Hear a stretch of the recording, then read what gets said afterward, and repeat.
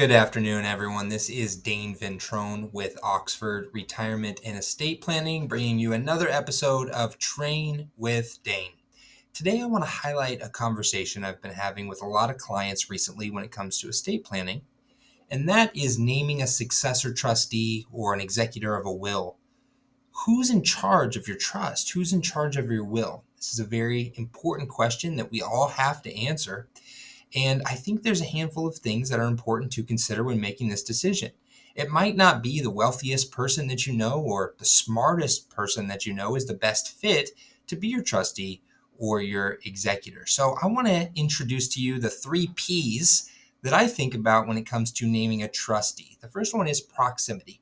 When somebody dies, there's a lot of tasks to be completed. There's a lot of things that trustee needs to do. And I think it could be helpful if the trustee lives in the same city as you.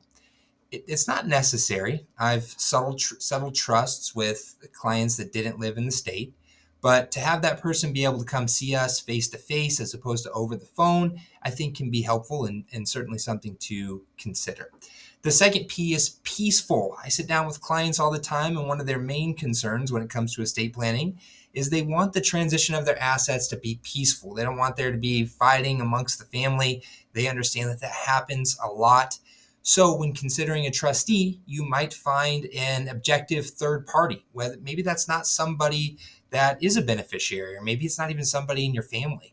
Maybe you choose to use a fiduciary and pay them to settle your trust, right? And when I say fiduciary, what I mean is an objective third party. It's a company that will have a representative that will carry out your wishes and settle this. Now, like I said, you're going to pay them to do that.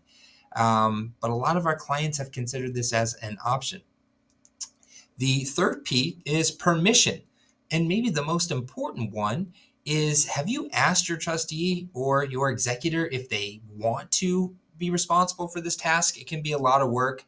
And we should make sure when we are naming a trustee that person's willing to do it. They will always have us here to help them through the tasks. So they may not be the most knowledgeable, but they want to do it. They want to help you out in this manner. So those are the 3 P's that I would consider: proximity, peaceful, and permission. There's a lot of other things to discuss. There's no one-size-fits-all answer to this. I'd love for you to come in and talk through your options with me and get that trust or that will done if that's something you haven't done.